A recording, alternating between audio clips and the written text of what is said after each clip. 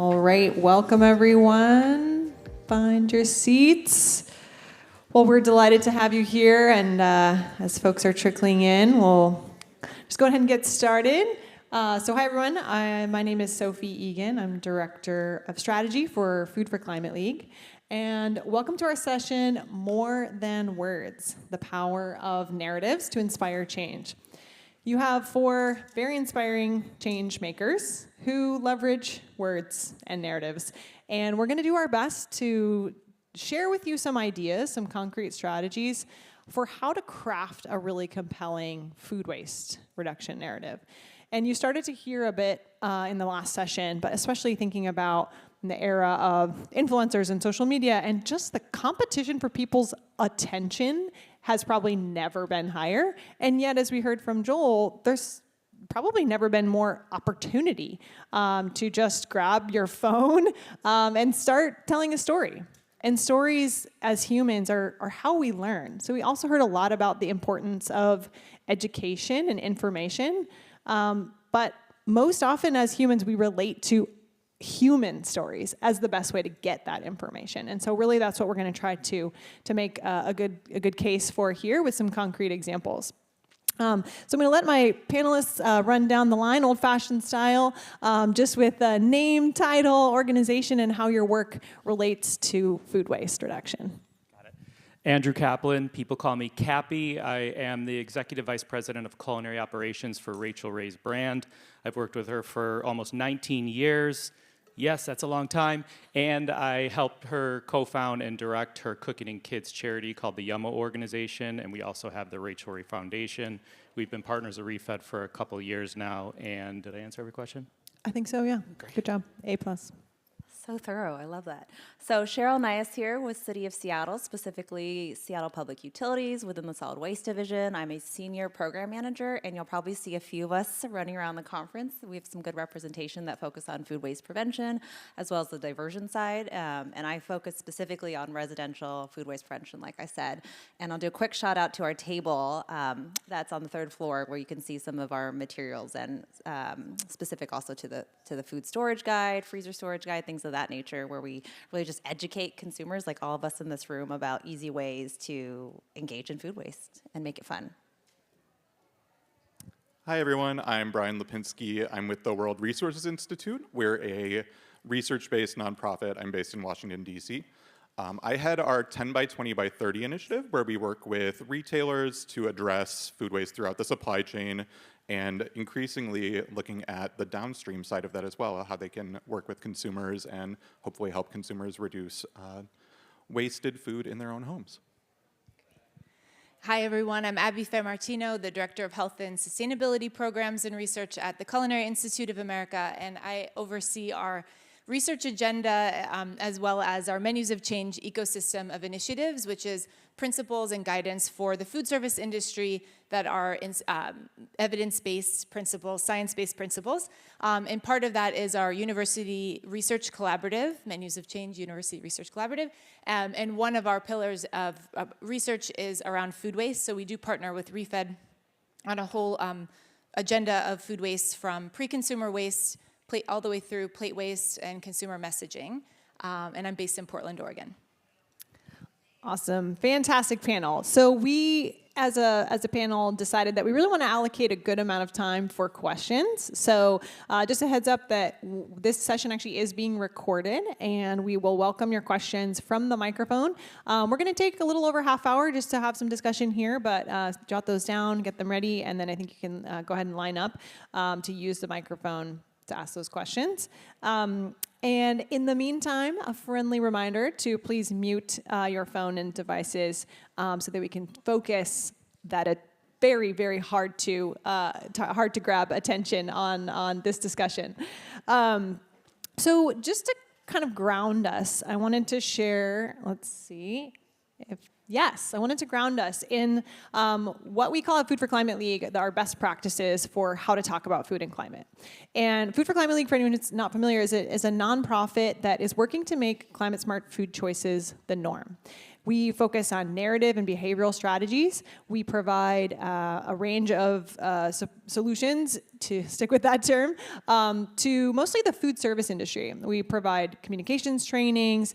We do message testing. We understand choice architecture and how that is interlinked with messaging and storytelling.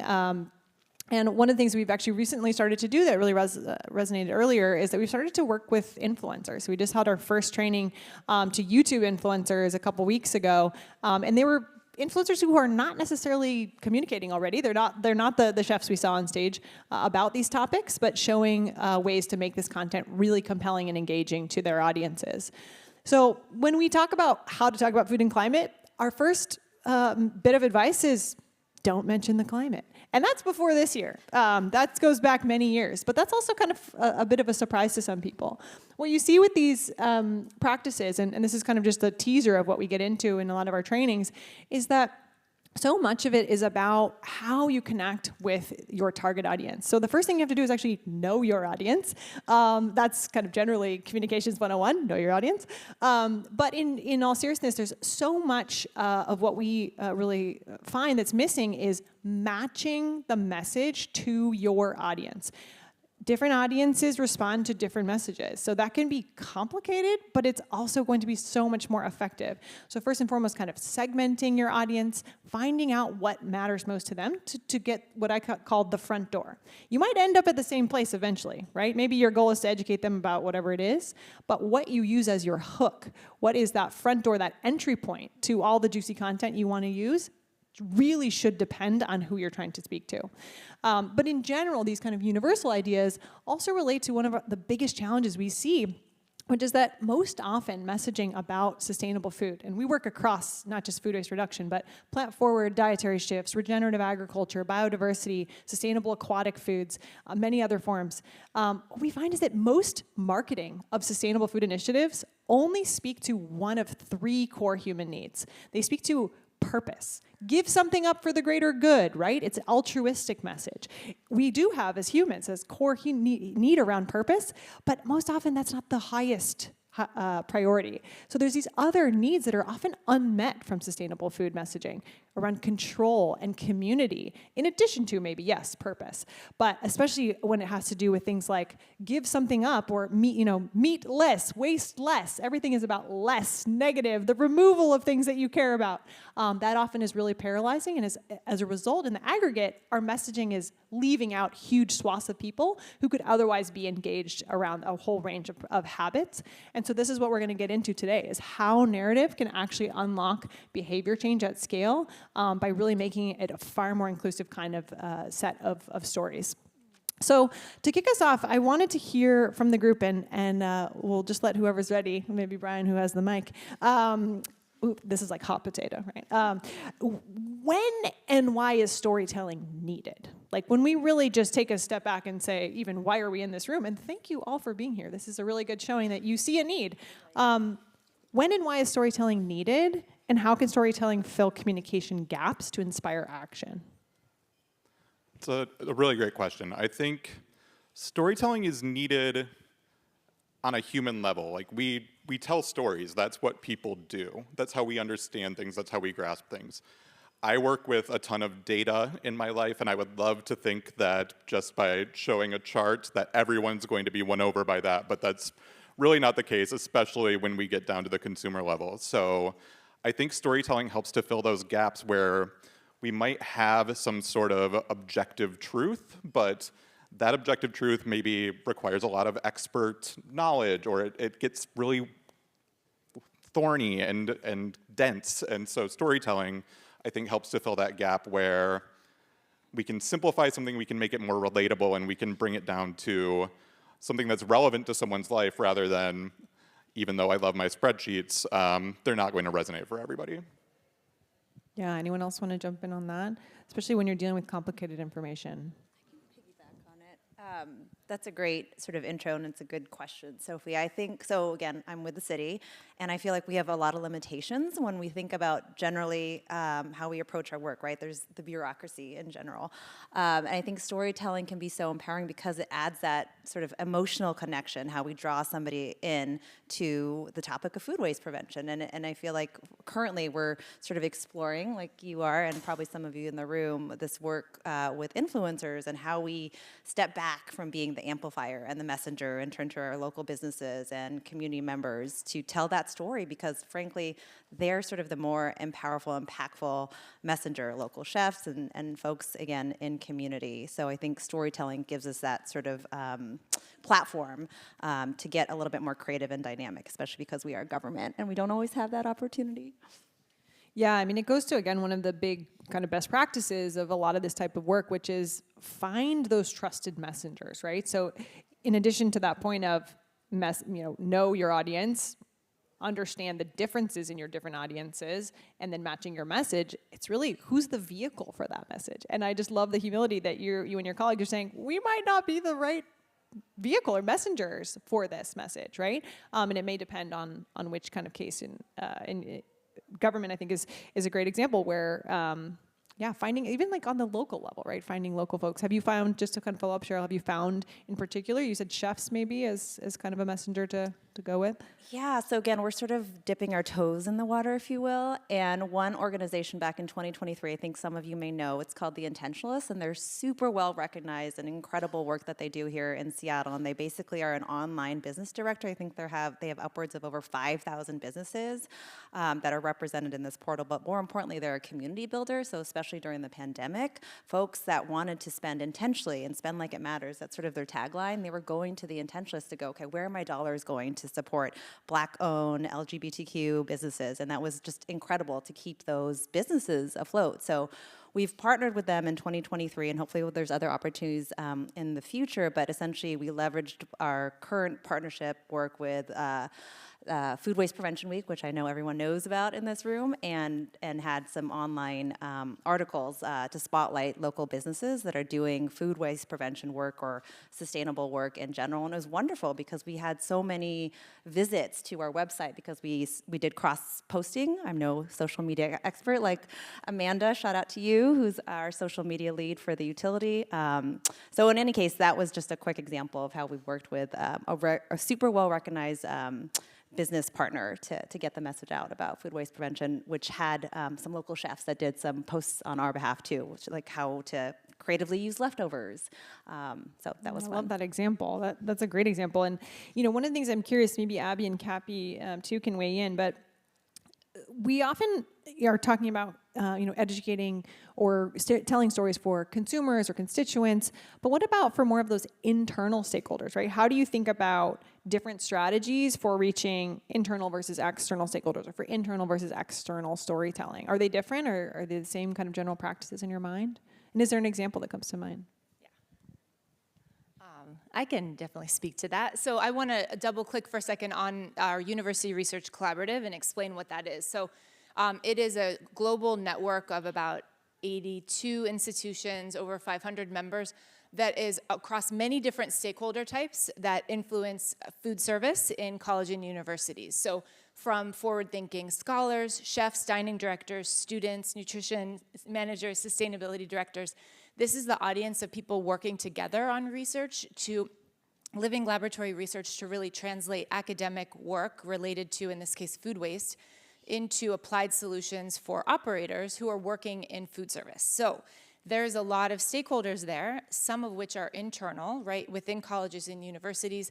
How might we have to gather the right data and metrics and then tell the story of that to influence behavior change depending on the type of stakeholder. So for externally, for the students that we're serving, for example, or that's one external stakeholder. How we might talk about food waste, well, we might not talk about it, just as the chef said. We may encourage the chefs to undertake these different initiatives we're working on and measure the impact of that, but it may just be behind the scenes for students. Whereas but for the academic audience, since their currency is publications, they may be talking about that work in the academic sphere to keep making sure that that research continues. And then internally, it may be really important for a dining director to have the right information to say to a senior university administrator that, yes, there is an advantage to investing in food waste technology or to trainings for our staff, and here's the research that supports that because we need the business case. So I think it really is nuanced, and I think the setup of making sure you think about that ahead of time and put yourself in the shoes of what that person needs to understand and communicate accordingly. Yeah, that's a really great example, and it kind of also reminds me of, in this work more broadly, one of the things we often hear from industry and policymakers alike is that, they'll put something out there, a campaign or a product or a menu option, and it just won't sell. It won't necessarily resonate. And the feedback, the recipient of whoever put that out will say, well, I guess people just don't care.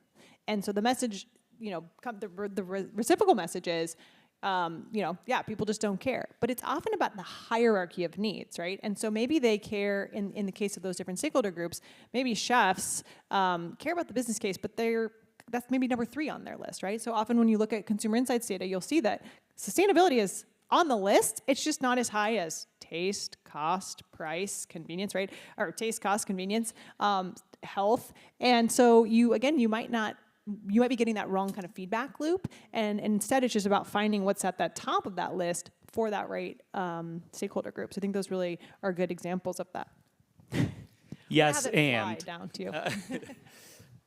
So I again, Andrew Kaplan with Rachael Ray. I am a chef by trade, so I grew up in the food industry, so my language is food, and most things I look at are through food and storytelling through food, whether it's at work or whether it's with my 6-year-old twins, or if it's a dinner party I'm having at home and people are watching me throw corn cobs in boiling water and asking what the hell I'm doing, and I can explain how I'm getting more flavor out of the corn cob, and now your corn pasta is going to taste even better.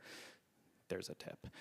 Also, I think, when it comes to storytelling, look, Rachael Ray's been on TV for over 25 years, and there was a time where, well, still, but there was a time where she would use ingredients, and fennel may have not been that popular, but if you saw Rachael use fennel on TV, you may go into your grocery store, and we literally have heard from grocery stores saying, I saw Rachael Ray use fennel. Do you guys carry that? Now we all know, what fennel is. But I think it's finding that common words, which I'll probably repeat, and you'll hear repeated. It's finding that trusted voice in your message, also knowing who you're talking to, and also finding that proper medium, meaning, is it a podcast? Is it social media? Is it an influencer? Is it a chef? I've been entrenched in the chef community for over 25 years, and I could tell you chefs are still rock stars to people in their community, and they care about sustainability. Yes, they care about cost and flavor and all that stuff, but I think sustainability is so ingrained in them that they don't know to talk about it as much as they could to their diners, if you will. They all care about food waste, trust me. They look at how they peel a carrot to what they're doing with that trim. And I recently heard a very interesting thing. I don't know if I mentioned it to you all. I was at the National Restaurant Association show, and someone at a booth was referencing that they made something out of food waste. And I said, oh, cool, what is it? And then someone else on their team corrected them. They said, Thomas Keller, the famous chef, was just there and said, there's no such thing as food waste, it's called food trim. So he looks at all as trim, and what can he do to take what we call waste and make something out of it. Now, last point, really quick, sorry, and then I'll stop. Food waste is something that chefs deal with every day. They just don't reference it because it wouldn't be sexy on a Michelin-starred menu to say, tuna tartare made with food waste from tomatoes and blah, blah, blah, blah, blah. But tomato water sounds pretty cool, and they could charge a few more bucks for it. Okay, I'll stop. No, but it's really, I think, a key theme that we would want to collectively share, which is that language matters, right? The words that we use really matter. And a big part of why they matter is what you were implying, which is they're signals of social norms. And we learn from either subconsciously or consciously what's normal, what's acceptable, what's desirable, right? And so even in the way things are described, and especially among the chef community, it's a really interesting thing. You know, for some of us work across other areas, right? So plant forward in that whole shift to eat more plant forward ways of eating. We see even the term protein. Chefs are very used to using protein to mean meat. And this is an example where waste is a social construct, right? There's been good work on this, how the collective we can change our nomenclature to use terms like trim, or to use repurpose or upcycle, or all of the terms that have been emerging. It also reminds me of just what's been happening in the sustainable aquatic foods world. Does anyone remember trash fish? This was a term, right? And that is not really used anymore. I don't hear people, it's underloved seafood, right? So just thinking about what are those unlocks where the mental model you now have is like, and I think especially in chefs, it's like it becomes a different norm of, wow, you're crazy to throw that out, versus, well, of course, it's just this thing that I put over here because it's waste, as opposed to that's valuable raw product that, has yet to be loved. So yeah, Brian, looks like you wanted to jump in on that. Yeah, I wanted to extend it. It's something I see when I work with companies and manufacturers also, where it's not just about instituting a new technology or something like that. It's very much a case of getting employee engagement and employee buy-in. And when you talk about food waste, people see waste as a blame. They see waste is, I did something badly and there was waste. So if you can reframe that and probably not use the word waste, but I've heard there are companies that are very successful in having competitions in terms of efficiency rates, and we were able to produce this much product out of the same amount, and it becomes like a friendly competition between the lines. So I think that it's very much about using certain terminology in certain cases where, yes, it's a shame that so much food goes to waste, but if you're telling someone you wasted food, they're probably going to be more likely to not call attention to it rather than try to suggest an actual implementable solution. Totally, and we see this, at all these different levels, right? In institutional food service, in policy realms, and at the individual level, because nobody wants to waste. I'm sure that's been said at this conference. This is my first time here, but I imagine that's been said many times. But what we see over and over is the intention-action gap, and I do think you're right that the shame element is not actually helpful to closing that intention-action gap, right? But there's a lot of these other things that we can do through messaging that can help. So thinking about crafting a narrative, right? We want to offer you all some concrete steps. What are the ingredients for a successful story? This is not a softball. We waited till question 3 to ask this one. In your mind, and maybe you don't have a perfect recipe, Cappy does, I'm sure, but he's a chef. He has to have recipes just in his pocket. But is there a kind of a concrete story you can share that illustrates, at least in your mind, what are some of the factors, the variables that you think about it, including in a successful story? I have slides to support this. Visual storytelling. So, excuse me. We talked about a lot of the topics here around, yes, repurposing. What's the right language? Food waste reduction. So this is a project that we did with MCRC. And MCRC, by the way, is co-presented by Stanford Dining Residential Enterprises and Stanford Prevention Research Center, along with the CIA. And we worked with ReFed on this project. This was a chef-inspired project. So the executive chef committee leads, we were discussing what's a great project that can involve the chefs. And they were saying, wouldn't it be cool if we could measure the impact of what we do as chefs on our operations, and let's focus on food waste. And so we set it up as a competition, sort of a competition, but basically a challenge. 9 different college and universities participated. 1 month of collecting things that they could upcycle in their kitchen and telling us what they did with that creatively. And so can you advance the slides, or I can, thank you. Okay, so thinking of the stakeholders and the right ingredients of this story, we had to think about who are the readers of this research. What do they need to know? We knew that the dining directors and senior university administrators are thinking about inflation. They're thinking about the rising cost of food and the importance of resource efficiency. We know that chefs feel those demands and know that they have potential, and they also want to be impact generators. They want to be seen as bringing value to their businesses. We also know that sustainability directors have real demands that they need to report on, things like food waste and their carbon emissions and water across a university. So this was sort of the background, and that led us to, which is the next slide, just what we were investigating. So we thought, what if we told this story through research of the impact of creative utilization, repurposing among chefs, as a food waste solution? And we knew that we had to collect both quantitative and qualitative information to get there. So on the next slide, you'll see, like, we thought about the ingredients here for us were, what are the outcomes we need to report on in a number of different ways, and ultimately our research deliverables from this project were several. We had a recipe collection, we had a report that's more detailed for information with sustainability directors that want to look at all the charts and information, and then we had a toolkit for chefs and operators to say, this is how you do it. And here are these stories that tell about the impact of, for example, at UCLA, how they collect all of their bread from their many different locations to their commissary kitchen, and how that cycles through and it becomes meatballs, and therefore they're saving a ton of money every year, right? So we can extrapolate data from 1 month of doing this for the impact that that audience is looking to talk about.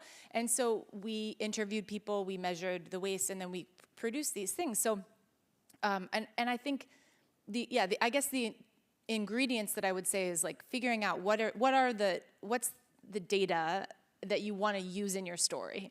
And that's where you kind of reverse engineer what the ingredients are to figure out what you need to talk about to reach your audience and change the behavior you're looking to see. So we inspired the teams to say, they were psyched about repurposing and taking this challenge on. And they were like, we do this all the time.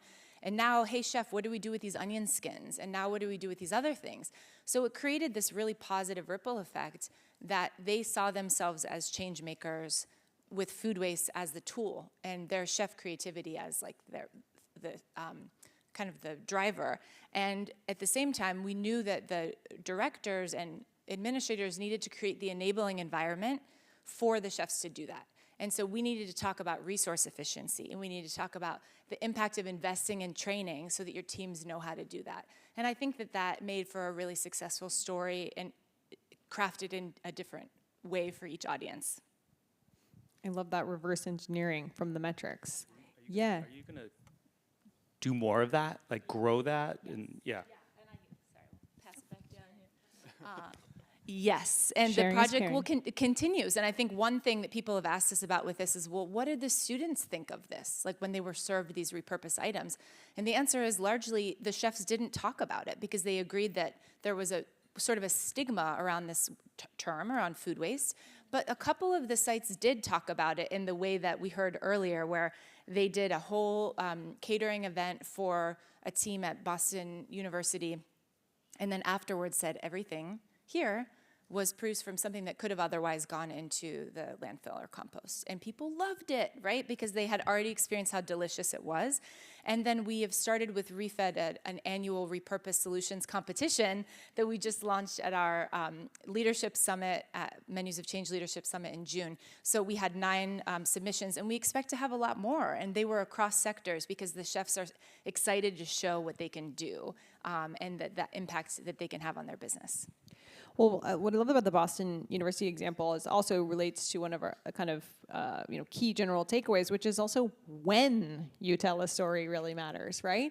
Yves Tropal, our executive director and founder of Food for Climate League, always says people don't want to think about the apocalypse at lunchtime, right? And when you are making a food choice and you're hungry or hangry or just busy and just have 1,000 other things on your mind, maybe that's not when you're really primed to receive that message. At the end of a satisfying meal, maybe you had a great experience, right? That sort of reveal. And it's also not about hiding, right? It's just also, it's being strategic with the timing and with the level of detail. So often companies will also say, well, transparency, and we need to do all of this labeling and tell everything, right? But sometimes it's the power of chefs saying, we're just gonna show rather than tell. And then, of course, the information can be available because transparency still really does matter. Yeah, I also think there's a way to, like, on the education front, reverse engineering or backing your way into it in a way. I think Joel did an incredible job by saying, let's not lead with it in a way. Like if he was doing a cooking demo or a show and he's like, I'm Joel and I'm going to cook food with food waste today and we're making this, is a little different than I'm going to teach you how to make the ultimate fried rice so you can make it for any loved one in your life. And as he's cooking, talking about how he's using the different parts of the carrot and the scallion and whatnot, and you're like subconsciously getting this message of, oh, I could get more for my money, value, we love value, with what I'm cooking. Totally. So Sheryl, tell us the story from your perspective. What ingredients you find to be essential, and I think you also have an example to share. Yeah, sure. So I sort of alluded to this in the beginning question there that Sophie had. And the slide sort of just represents some of the roles that SPU takes on, whether it's convening and sort of funding. So one specific example, I think many of you know, is the Pacific Coast Food Waste Collaborative commitment, that my colleague Liz leads. And that's an opportunity for us to sort of bring businesses together and convene and have those conversations around this topic. We also provide technical assistance here locally via our Green Business Program, which brings consultant staff as well as SPU staff on site to businesses, restaurants in particular, to work with staff back of house to figure out how to improve their operations and reduce waste. And then, of course, awareness building with Love Food Stop Waste, which is an educational program that targets the consumer, specifically in the household. We're doing a whole lot more work in terms of breaking down those silos and thinking about where else do consumers need to be getting educated, right, about food waste. It's not just in the home, right? We're all consumers in restaurants, other food-facing businesses. So we're exploring what that looks like. And I can give an amazing shout out, of course, to the work at the state level with our colleagues at Department of Ecology, who have partnered with Chef Joel and Safeway stores to get that messaging out point of sale, which has been incredible to see and gives us hope that at the local level that we can play that role as well with PCC, which is a local community co-op in Seattle area and beyond. And of course, we're policymakers, right? So we're always exploring, the work that we can do across stakeholder groups, local jurisdictions to figure out, what are the things on a policy level that can sort of move the needle, if you will. And you can go to the next slide. And this is just to get into a little bit more detail about sort of our semi-pivot, I'll call it, because we're sort of dipping our toes in the water. I had mentioned earlier that we've explored partnering with the Intentionalists, and hopefully there's more to come on that front. And of course, leveraging the existing work, promotional awareness building work of Food Waste Prevention Week, which has grown so substantially, and seeing like how far we can reach our social media audience. Now we have Amanda on board, so hopefully we can get a little bit more dialed into sort of how to get creative in that space. And this is in addition to moving beyond our traditional outreach and education work, which you'll see on that far left here. Those are sort of our traditional materials that you'll see on the website. We have them available in up to 13 different languages to just reach a broader audience. But again, really getting expansive and open-minded, I would say, is sort of where our headspace, my headspace is at least in terms of government, the hat that I wear. How do we, again, turn to the messenger that will really amplify the message in the best way possible. And, like a local chef, like, the examples that my fellow panelists have shared that make food waste sound delicious and explore different terminology to, again, move the needle. Because one thing I didn't note earlier is that in 2015, here in the city of Seattle, we banned food waste from going into the garbage, yet it is still the number one material going into our landfill. That's extraordinary to me, that regardless of all the things that I've shared, we have so much work to do. And I'm continuously inspired to see like where we go and what options that we can pursue. Like I said, at the state level, we're reaching across different partners to see, again, what's possible. Yeah, thank you so much, Sheryl. And I'm actually just curious for a show of hands of how many of you participate in Food Waste Prevention Week? Yeah, woo! It's really amazing how much it's grown. And I think what I love about this example is it goes to another one of the kind of general practices, which is about consistent, repeated messages. And so the more that something is showing up in someone's kind of orbit, right, or their feed or whatever it is, the more that the people they know are seeing it, again, it creates that norm. And so to the point of like, how are people still wasting food when there's this ban? A lot of what we often talk about for that intention action gap is you have to be intrinsically motivated, right? A ban is an extrinsic motivation, right? Like, oh, I hope no one notices or I get in trouble, right? But are you inherently driven to do that? And the more that the people around you are inherently driven or know or notice or pay attention or ask or come over to your house or whatever it is, those things can really help. And so it's just an example of where that, again, the kind of social element of social media, right? So thinking about mediums and media, where do you think, what do you think are the most effective channels? And maybe Brian and I think Cappy too, thinking about something like podcasts, especially for inspiring action. Sure. So what I didn't mention, but I will mention, I also have a podcast that I've been doing for about 8 years now. We're in our 12th season, and we've done over 200 episodes. And long story short, I talk with chefs and restaurateurs from around the world about their journey into the industry and how they give back to their communities. It's called Beyond the Plate, shameless plug. And so with that podcast, I get incredible stories from these chefs about the causes that they believe in and the organizations they believe in. I'm a believer in podcasts because I've seen it firsthand. We have some brand partners. I do live host ad reads. So if I have 500,000 downloads to the podcast, there's a built-in listenership and they know my voice. And if I'm reading about a brand partner and sharing their messaging points and how I use their product or why I believe in their message, that listener that's listening in their ear is hearing it. They're not flipping a magazine and not seeing the ad. They're not fast forwarding it on a streaming service. So I believe podcasts and audio is an incredibly valuable tool. You don't have to spend all the money in the world. I'm not telling you to go to a New York Times podcast or an Atlantic podcast. There are podcasts that maybe only get 100 listeners per episode or 1,000, and they're pretty affordable pending your product or message that you are wanting to share. I will also add to this, there are over 500 million people around the world that consume podcasts. It was just announced that over half of the US listens to podcasts. Over 150 million people consume 10 hours a week of podcasts. So people are listening. We just have to find them. More to the storytelling point. Who are we trying to hit? Where are they listening? We're talking about food waste here, but it may not be a food podcast. It could be about theater. It could be about film. It could be about sports.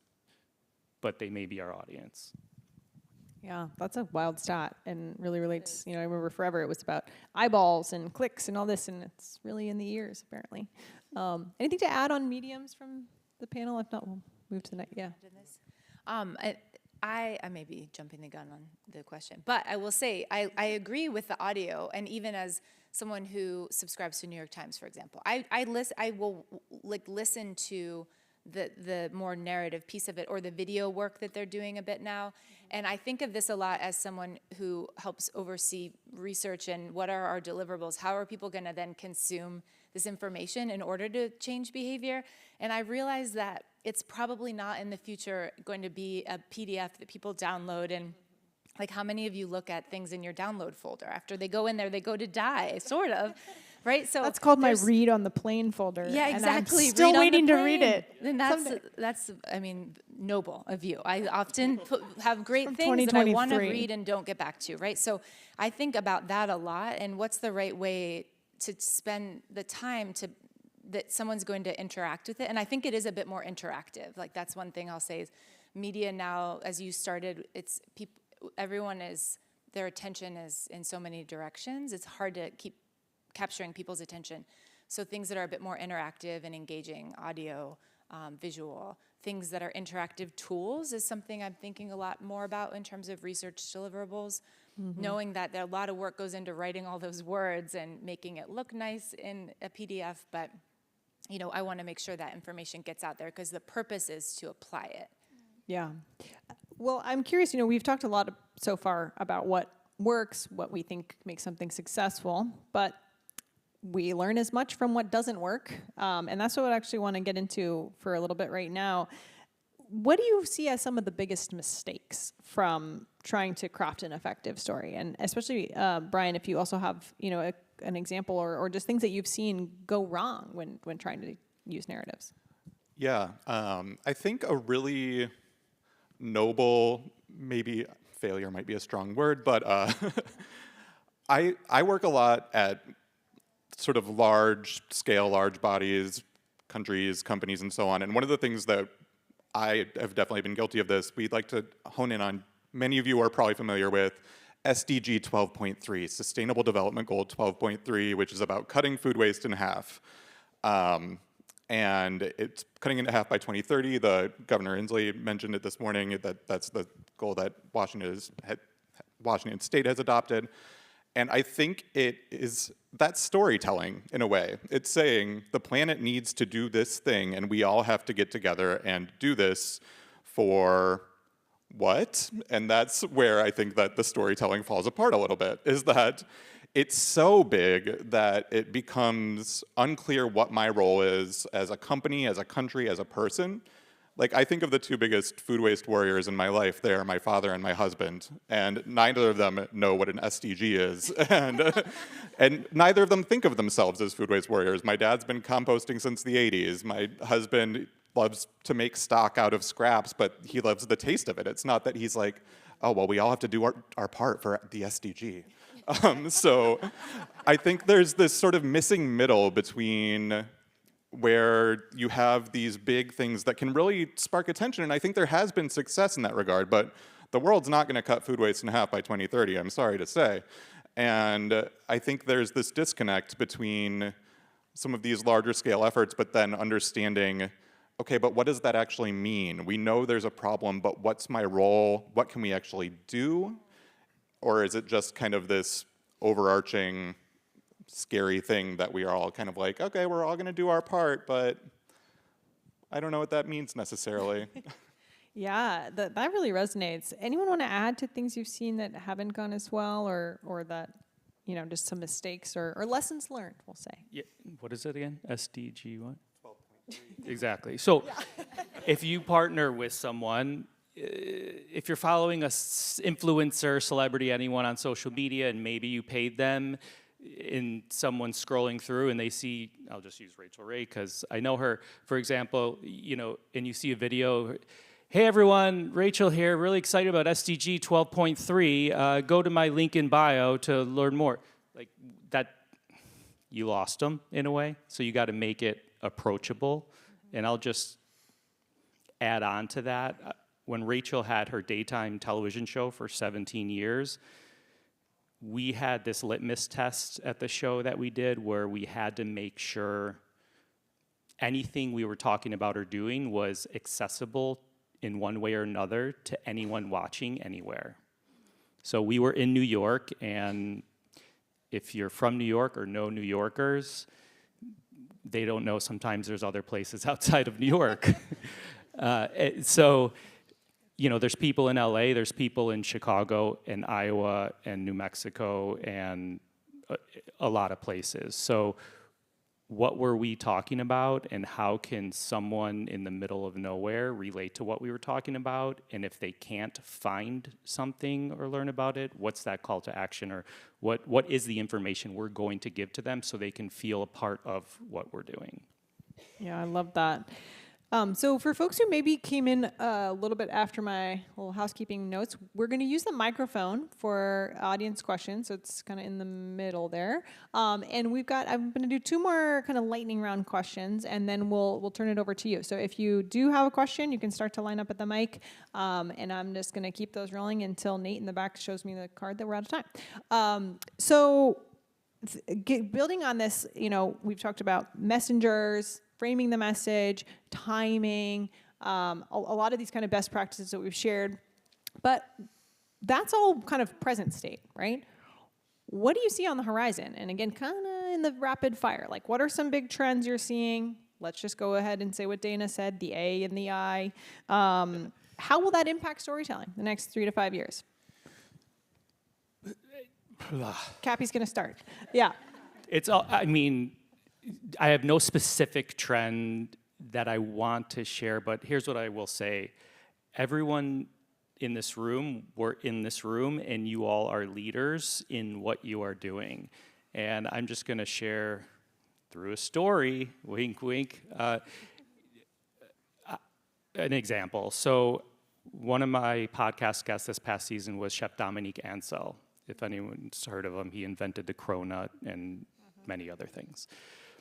Dominique, I asked him a question about, does he follow trends like the Dubai chocolate and things like that? And he said, very humbly, I don't follow trends, I like to lead them. So I was like, yes, you do. So I think for all of us, the challenge is maybe not looking at the trend or following it, but like, how are we going to set the trend to educate consumers on what we're fighting for? I like that. That was like an answer the question with a question kind of a thing. Any ideas on trends and how emerging technologies and other factors are going to influence your storytelling? And how can we prepare, in addition to seeing yourself as the trend maker? I don't have any specific sort of bullets around trends necessarily, but I will put a shout out to the fact that we currently have the FIFA club games happening in the Seattle area. Lots of pandemonium at the stadiums yesterday during our tours, but we managed. But in terms of the FIFA World Cup that's coming next summer, that's going to be huge, and it's really an opportunity for us to think about where we have these sort of large-scale event opportunities, I'll call them, to create a legacy campaign message, perhaps, right? But thinking again in that forward mindset, like where we have that visibility in sort of the world stage, right? We're going to have quite a number of international visitors to the Seattle area. And currently, myself and other teammates are working in planning groups to think about how do we create messaging and where do we have a role? Again, going back to that role slide that was shared earlier, and you know, perhaps thinking more dynamically in social media, maybe like you were mentioning earlier, Sophie, mediums. What's the medium that we sort of play with? And perhaps it's a short bit on television or radio to sort of really create that legacy, I'll call it, message around prevention, if that is the message, and who's that messenger. So in short, it's really thinking about large-scale events, perhaps. Currently is kind of what's top of mind, because I know that there's a lot of pressure to sort of make sure that we rise to the occasion as being known as the Green City, which we're thrilled about. So that's exciting. One thing that, as I was preparing for this panel, I was really thinking about is how fractured our media landscape has become, and there's no signs of it going in the opposite direction. Like, we don't really have a monoculture anymore. Maybe the Super Bowl, maybe. And the types of social media platforms people use and the type of media they consume is so bound up in identity nowadays also. And so I think that's a huge challenge and not one I have an easy answer for. I do think it speaks to the need to look at maybe where there's some limits to storytelling and limits to intentionality, and start looking at things like, what can a retailer do perhaps that would have an effect for a consumer where there's not necessarily a conscious decision. You don't have to convince somebody to do the right thing, but you end up with a positive result. So some of these sort of behavior change interventions, some of these nudges that maybe don't result in a conscious decision, but still reach beyond some of those tribalistic aspects that we are increasingly seeing. Yeah, and that's such a good point about, again, why the live events are actually pretty interesting, right? Because of that, I mean, people used to have the live newscasts and all that, right? And I remember reading that in the top 10 most watched, like, you know, when the most number of people were watching something all at once, they're all NFL games, including those like Super Bowl and then like other NFL things. So it's just an interesting point of where do you get those mass people, and then also where's that just accumulation of all the micro influencers and micro touch points, right? Right.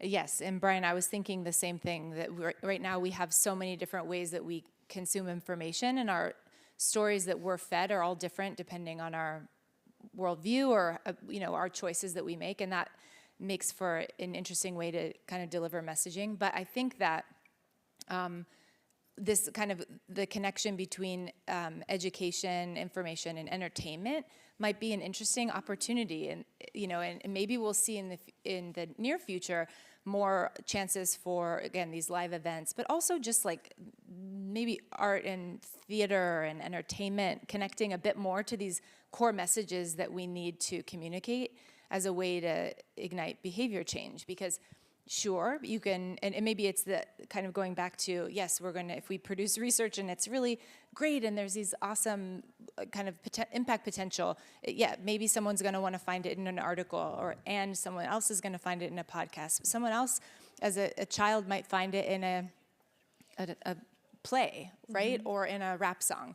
And I think that we might need to think outside the box and think of the way that we can kind of create messaging across a number of platforms instead of saying, I made a book about this and you all should read this one book, right?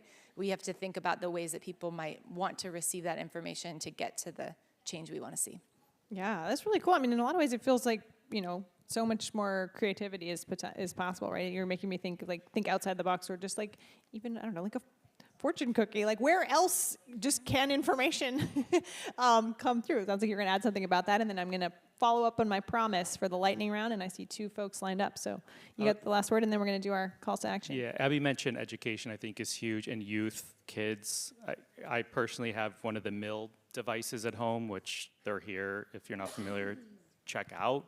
But furthermore, my kids are 6 years old, and if they have scraps on their plate, they go to the mill and they ask me what it is, and now they know what it is. And as 6-year-olds, not wasting or taking the right amount of food is now ingrained in them in a way. Right. It's similar to people watching Rachael Ray when they were 10 years old. Well, now those people are 35 years old, and they know how to cook something that they watched when they were 10.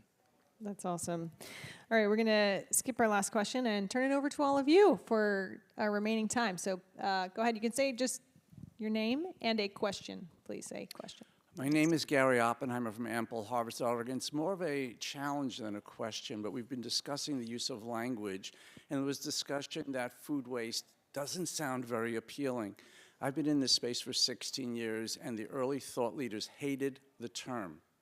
You don't come out of a hospital unsick, you come out healthy. You don't come out of a school undumb or uneducated, you come out educated. But here, we don't have a word for where our aspiration is. We have a word for what we're trying to get away from. So I'm going to challenge you and everybody else here to find a better word than food waste, to have people connect with where we're trying to get to in a big picture rather than what we have, because I feel like we're stuck with it, but I hate it.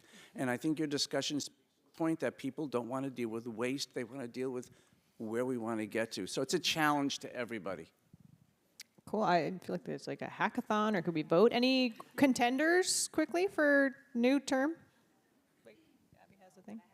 Go ahead.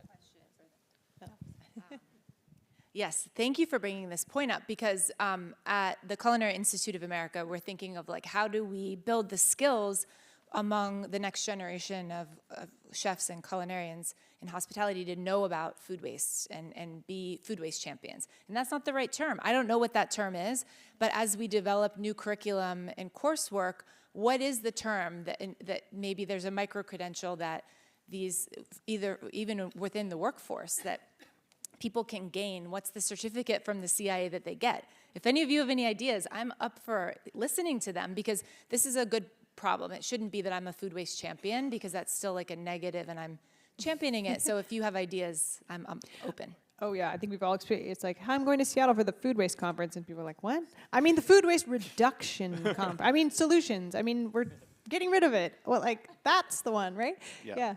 I'll just signpost that at WI we actually are currently doing some surveying, trying to be as scientific as possible about what sort of phrasing is more appealing in that regard. So hopefully in a few months we'll have a little bit more, but my communications colleagues are very much thinking about this, and I know we're not the first to do so, but it's something that we're very actively engaged in at the moment. Okay, so I'm going to give ReFed 2 homework assignments. If everyone can send your ideas to ReFed, maybe we can find a winner for new term. And then also ReFed, if you can share this new WRI communications playbook, whatever it is, in the future to all of us, that'd be great. Okay, I know we're getting out of time. We're going to go quickly. Question, one person's going to answer, and we're going to get through all 3 of you. Ready, go. You took the words out of my mouth. And I have a suggestion to kick this off. Oh, perfect. Okay, this is a subject I care very deeply about. I cannot stand the term food waste. That's actually why I came up here. I was so excited when you said that. Food sustainability. We are food sustainability, whatever you want to call it, champions. I'm not really a warrior, I'm more of a peace girl, but whatever you choose. And surplus food is edible and to be donated. We cannot put the word waste in the same sentence or even the same paragraph as donation. That is not fair to the people who are getting the food. Dignity, respect. Yeah. If I am getting food, which I'm very blessed, I'm not in a position to need that. Yeah. But if I were, I would not want someone to tell me that I am being given waste. Absolutely. Okay, so I think that's very, very important. I would love to see this even become the Food Sustainability Solutions Summit. Yeah. Well, that's a cool call to action in a way to link it even to can we take this more concretely to a Yes. new name for next year's summit? Yes. Sorry, Refed team, that we just gave you So, that job. But surplus I like that for idea. donation, scraps for compost. Yeah.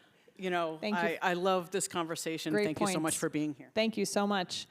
All right, we've got 5 minutes left. Yes, your name and a question, please. Yeah, Jen England from Food Rescue Hero. Okay, forgive my language because I have not adjusted to this new reality, but some people find like zero waste cooking really sexy, right? There are supporters out there, the folks that are here at this conference, all the supporters of our organizations who love the idea of being sustainable, of being zero waste warriors or peacekeepers or whatever. So how do you find the balance between talking to the greater population, like making fried rice, that delicious fried rice, right? And then also, you know, getting the excitement in your population, your audience that is excited to be in the zero waste world? Because sometimes I feel like it's hard to get both audiences in the same place. Great question. I love that. Who's got an answer? I have to say that it has to, I mean, from a culinary perspective, if it tastes good, then it works for both audiences. And that's my short answer. Like in all the sustainability work we do to drive both like public and planetary health, it's lead with flavor. Like make it taste good. Chefs, use your creative power. If it's delicious, it's gonna work either way. And if people care about it, they'll learn more about it. If they don't care, they're gonna have a good meal. Yeah, I was going to say basically the same thing, because again, it's that hierarchy, right? So you're not going to not excite the person who, like, it's a less risky move to go that route. I think we've got time for one more question. Okay, cool. Sorry, hey, I'm Fred. Nina Angelo from Hollywood Food Coalition. This is a little bit more about narrating the impact of food recovery. We are sometimes limited to pounds of food recovered and then number of people served. And I'm wondering if you guys have suggestions for impact measures and narratives beyond that. Something that comes to my mind is community building. A lot of the work is dependent on the collaborations that you're doing, your relationships with your donors, things like that. But I think that the terminal, or just pounds of food rescued and people served, is very limiting. So how do we really, you know, depict the holistic picture of food recovery? I love that question as well. Any thoughts on that? Gosh, what a great question. I don't know if I could answer it directly, but I will say that the utility is currently in this space of thinking about, more about the circular economy. And specifically, we're mapping out a waste prevention planning process, and hopefully that report's coming out this year, if not early next year. So, things like building capacity, we can sort of take that as a potential measurement, if you will, and sort of thinking more creatively around like the storytelling, whether it's, again, leaning on Amanda and social media to sort of spotlight those people, to sort of humanize beyond the metrics, right? Those are very important, and they will continue to sort of be the way that I think government tells a story, or specifically the utility. But we want to sort of dig into our community-centered lens and bring life to things that you're speaking to, which I think are really important to make it more holistic. Yeah, I was just going to say, I think we talked a little bit about sort of reverse engineering and a lot of like the metrics and how do you translate that. But I think what this example shows is just the human stories, right? Which may just, like, having people just say what it means to them in their own words, right? It might not be at all about the metrics that you're using. And maybe it's your own community, but I mean, you don't know, right? But that's kind of the fun. And I think it's just, again, a reminder of like, qualitative and quantitative, but within qualitative is just the layers of richness that really don't fall into even the buckets that we've talked about. It's not even just like, is it a business case or is it a health case or is it sustainability? It's just the diversity of lived experience and what food means. And I think it will just almost give like so many more, colors to your paintbrush for storytelling. I have a very quick thought on that. If we have any funders or foundations in the room, please consider also how you capture those qualitative aspects to work when you're funding and giving out that funding. 100%. All right, friends. Well, we have come to the end of our time together. Thank you for your fantastic attention. How about a round of applause? Thank you, panelists. Fantastic concrete advice, stories. Feel free to come chat with them. Right now we're heading into lunch, which we're all grateful to receive. And that's back on the 3rd floor. Then the next set of breakouts starts at 1:30. And please check out the exhibitors and other interactive activities on the 3rd floor. Enjoy the rest of the summit.